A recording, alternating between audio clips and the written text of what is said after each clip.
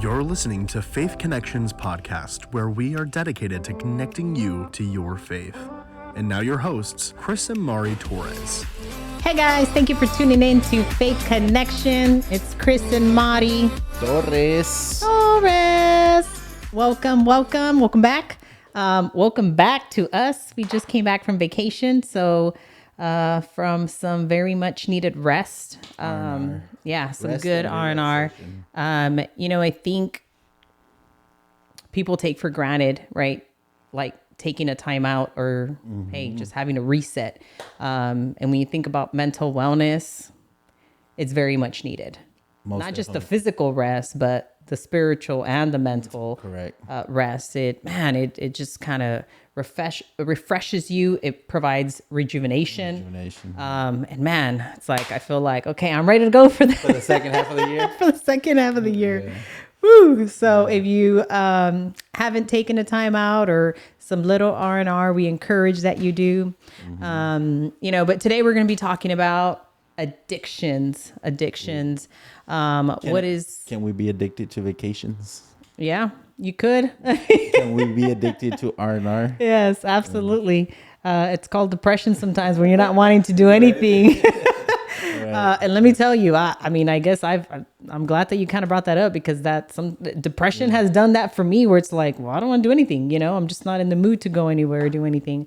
Right. But we're going to talk about what is addiction. What are the different types of addiction?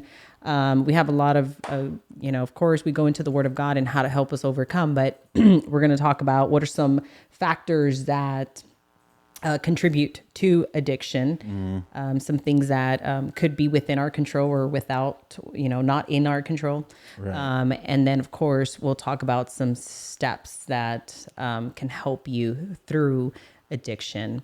And so what is addiction? So addiction is the fact or condition of being addicted to a particular substance, thing, or activity. Right. So I think when people think about addiction, the first thing that comes to mind, it could be drugs, it could be alcohol, substance abuse. But it's not just that. It's much more than that, because it could be a thing. You could be addicted to something, pornography.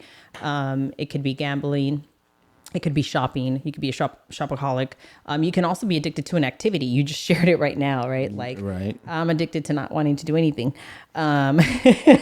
Right. So it's different, right? And addiction is defined as not having control over doing, taking, or using something to the point where it could be harmful to you. And so that's why it can lead to destruction. It can affect you, and it could even lead to death, is because it gets to the point where you no longer have control over the addiction. Right. It's hard for you to put a stop to it or try to not, take part into whatever the addiction is. And so that's dangerous. I wanted to share a survey. According to the 2022 U.S. National Survey on Drug Use and Health, 46.8 million, that's 16.7% of Americans aged 12 and older. Wow. 12 and older. I know. That's like, oh. But I guess I shouldn't be surprised. Yes, and we're not, right? Battled a substance use disorder in the past year.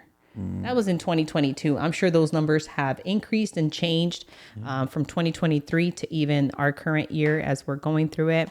But man, that's a big number. Right. And the age, I just think they're getting younger and younger. Almost 11-year-old.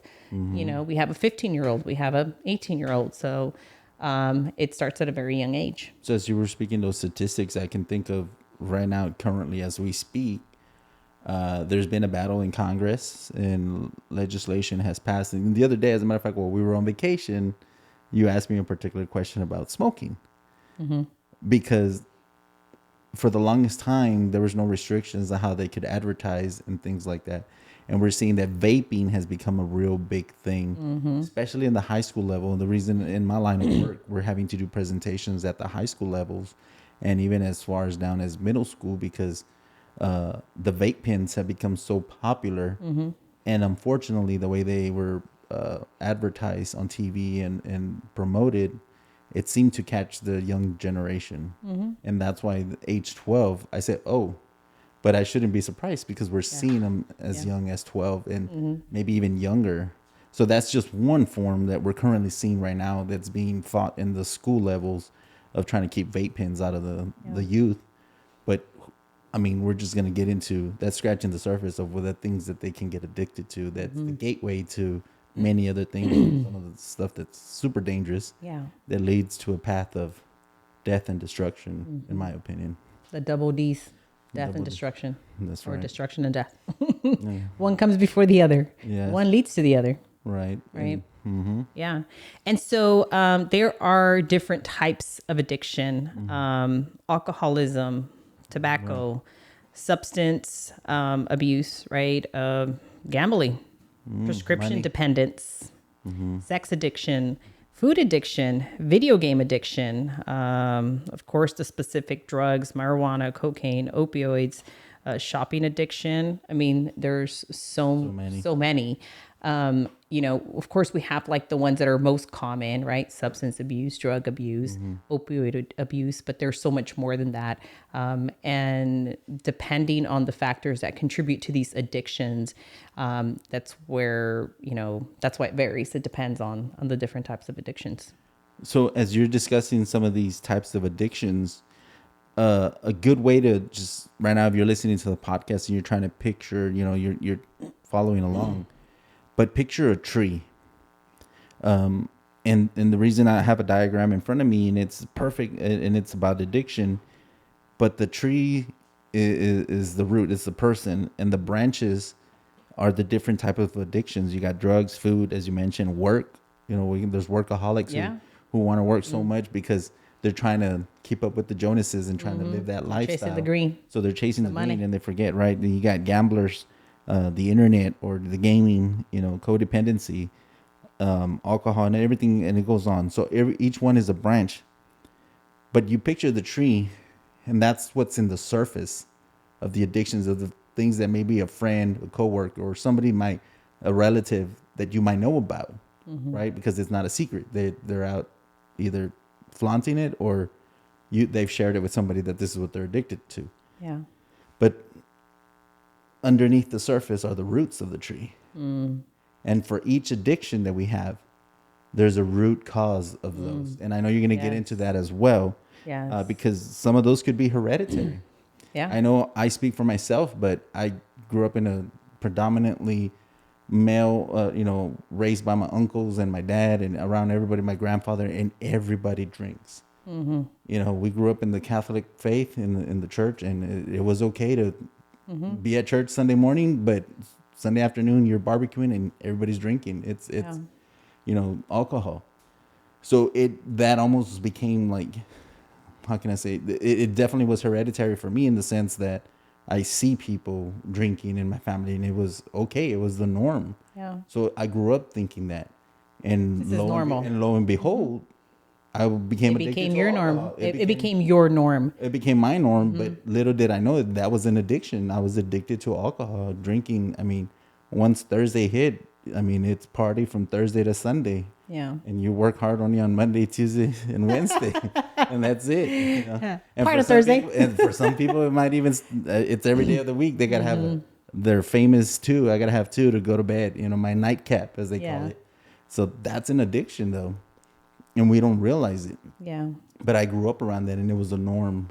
So that's where I think some of these things can become hereditary because you see it. But there's also beneath the surface, so to every root, it could be abuse. People are coping, they're dealing because they've dealt with abuse, the shame in their life, whatever they're shameful, they look for something else to escape that shame. Yeah. So they become codependent on something. Abandonment, fear, neglect, anger, the depression, the pain, childhood trauma, and the list goes on and on of all the mental health issues that are facing everyday Americans every day. Yeah. Those are the roots of what causes us to become addicted to certain things. You know, you have anorexia and bulimia. I remember going to high school and hearing, I never even knew what that was until I got into high school, and people would throw out that word like Normal. normal word, and I was like, well, what is that? again, people are fearful of gaining weight, Yeah. because maybe they're addicted to Subconscious. foods, the subconscious, and then it leads to an addiction. They get addicted to purposely making themselves throw up or not eating for those reasons. Which could lead to destruction and death. Correct. And so I think that's the key because, the word of God doesn't say don't drink. It talks about getting drunk. There's a difference, right? We have to be of sober mind. Right. And so when does it become an addiction? It's when you lose control. That's really what it is. And you mentioned there's different factors, right? So we know the types of addiction. I shared substance use disorders, right? Alcohol, opioids, nicotine, stimulants. We also have behavior addictions, right? Gambling, shopping, gaming, those kinds of things. But there are some factors. And so I wanted to share 3 factors that contribute to addiction. You mentioned one, and that is a biological factor, genetics, growing up, right? Neurobiology, brain chemistry plays significant roles in addiction. Believe it or not, it does. Right? Say that again. So genetics, neurobiology, and brain chemistry play significant roles in addiction. Brain chemistry is. Yep, it's a chemistry balance in the brain. Yeah. So when you think about, this factor, it's genetics. It can be biological. It's passed down. And so if alcoholism and addiction with substance abuse or alcohol or drugs, if it runs in your family, then most likely You're higher prone to. you're at higher risk statistically to become addicted to it, right? You just shared just a little while ago, I grew up, this is what my uncles, my dad, everybody did. And so that is what I did, right? And it wasn't a big deal. You're just having a good time. You're like, oh, hey, I'm ready. I'm ready to party. I'm ready to feel good, whatever the case may be. Yet you didn't realize that it was something that you depended on. You looked forward to. It's like you're addicted to it, like caffeine. Yeah. Caffeine and soda is an addiction too.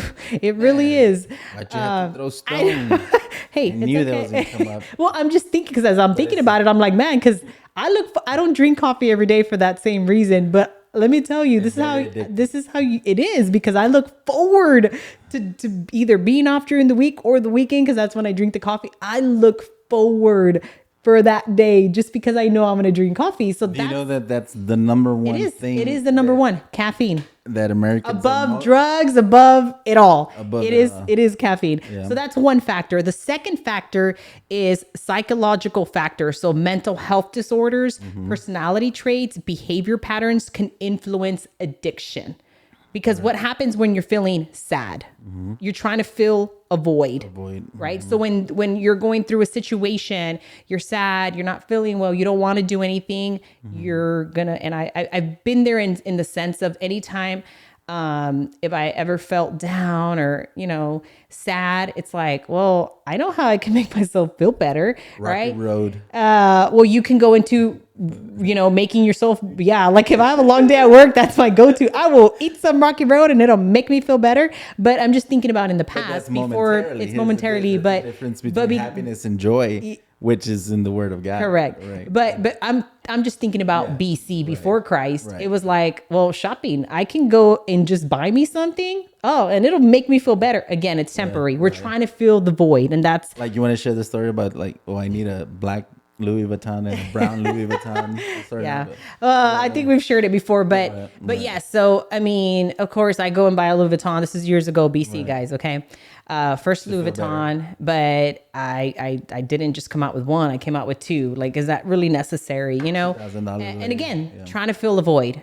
I was still empty inside because, of course, I hadn't had that encounter with Christ. Right. So we have a biological factor, we have a psychological factor, and then we have social factors, environmental influences, social networks, cultural contexts are critical to understanding addiction, right? So it could be genetic, or it could be, maybe it's not genetic, but it's who you're hanging around with. So maybe your dad didn't drink growing up, and so it was not something that it's necessarily genetic, but you start hanging around with people who do drink. So then you become... I'm from the hood, and everybody in the neighborhood is doing it, and that's who I hang out with. So Exactly. because So- unfortunately, because of my line of work, Yeah. that's what we see. We see a repetitive cycle Yeah. in those addictions because of the what you just described. And on my list, it says poverty, and you know, Latinos and blacks are predominantly Yeah. in the poverty level, and they grew up in these neighborhoods, but that's all there is. And so it's around them. It's in the culture. It's in the neighborhood. Yeah. So that's all there is. So that's their escape from being in poverty. Yeah. Or I think just trying to fit in. You know, what I think about, The sense of belonging, of being part of, like when people, I remember growing up, It's the learning about pressure. the gangs. You know, you stay away from gangs. Well, why people join gangs? And I remember doing a study on that. And it's because they want to have a sense of belonging, be part of something. So they consider the gangs, the way they would recruit these young thugs or make them gangbangers was through, hey, you belong part of our brotherhood. You're mi familia, as they used to say. Yeah. And that was in the Latino culture. So you want to have a sense of belonging, be part of something. So that's what you run to. Yeah. And in this situation, being addicted, the drugs is like, well, I belong to something. I belong to a group, a set. Yeah. And this is what we do. This is how we run things. So the drugs is just becomes the norm again. Correct. And it, little do you know, it leads down to a very dark hole. And these addictions, unfortunately, sometimes take a toll on the body. Yeah. And I've seen it so many times out there where it started maybe with just smoking a joint, hanging out with, and it leads to a stronger drug, a heavier Yeah. dosage. Before you know it, you don't realize, as they used to say growing up, you know, it's going to fry your brain. And unfortunately, we do see that where these drugs are becoming so easily accessible, and the chemicals that they're putting now, we're seeing methamphetamines in the streets. We're seeing a lot of these stronger drugs that are coming. They're actually killing people, the opioid. And if it doesn't kill you, it literally is frying your brain. It's Yeah. cooking your brain. And these people, unfortunately, when they get off the drug, they're never the same again. Yeah. And the mental health issues. And it that run contributes to the mental health part because Correct. It's interconnected. it's all interconnected and it's really affecting that chemical imbalance, you know, in their brain Right. cognitive health, their functionality, all of that. And I'm glad because that's kind of now that we've learned, okay, what addiction is, what are some types of addiction, and then we discussed the factors that contribute to addiction, the different types of addiction. I want to share the stages of addiction. What are the stages of addiction? So the first one is experimentation.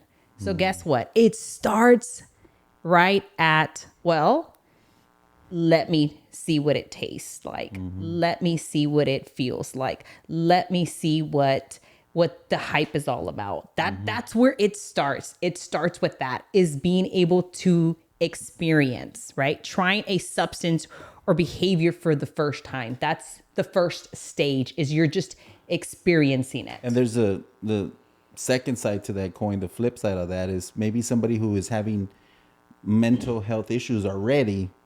They want to escape that. I don't want to hear the voices no more. But instead of going and getting psychiatric help, getting on proper medications, they want to deal with it all on their own. Yeah. So what do? They go to their street pharmacists, or they go try to cope on their own and self-medicate. And unfortunately, that's the wrong answer when you're already dealing with mental health issues. Yeah. If you didn't have mental health issues before, the addiction's not, it's going to cause mental health, and vice versa. If you already have the mental health, the drugs is not going to make it any better. But unfortunately, some people, again, it could be ignorance, or it could just be the lack of resources that are available. And this is where Faith Connections comes in. That's our goal, is to just bring awareness and have resources and make it known, and To help you navigate through this. You're Not alone. You're not the only one going through it. Correct. And there is help out there for every single thing. Unfortunately, it's not a one size fits all, but you got to keep working at it and trying. And I know there's more. We're going to get into it. Correct. So we're still in the stages of addiction, right? So the first one I shared is experimentation, and that's trying a substance or behavior or doing something for the first time. That's the first, that's where it all starts. It's that experimentation. Right. The second stage is regular use.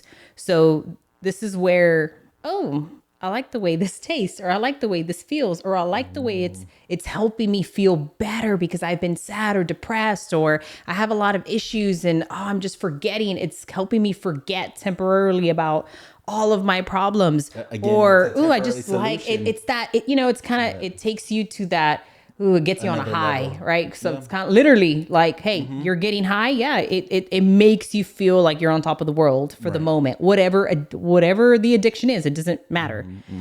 So that's the second stage of addiction. It's regular use. And that's you increasing the frequency of using or engaging in whatever it is, right? The third stage is risky use. So this is not, you know, like Chris, you talked about earlier, you know, man, well, I couldn't wait to start drinking, and you drink. Do you drink occasionally? Absolutely. It's not like you're going to sit here and say, but but you don't drink every weekend. You don't drink very frequent. It's actually, We just did it on we don't have an vacation, and that issue. was Yeah, it. we don't have an issue with drinking. We're not controlled.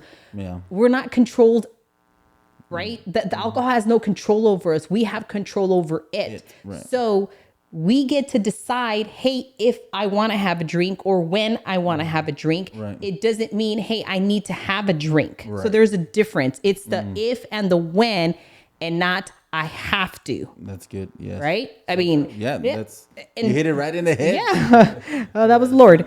But the risky use is the third stage, because that's like, I have to have it. I have to have that. Man, I'm consuming the substance or engaging in these behaviors despite adverse consequences. So I'm just going to use alcohol because you brought that scenario up, but it's you drinking to the point that you're throwing up.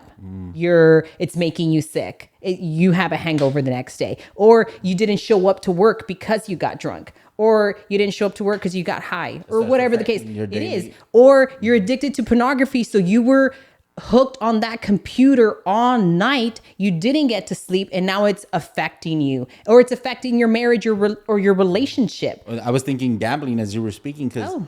gambling is just an Affecting addiction. you financially. Financially, and then Because you're losing your money. Where you're gambling online, maybe going to all these poker tournaments online or whatever the case may be. Yeah. And you're spending all this money before you know it.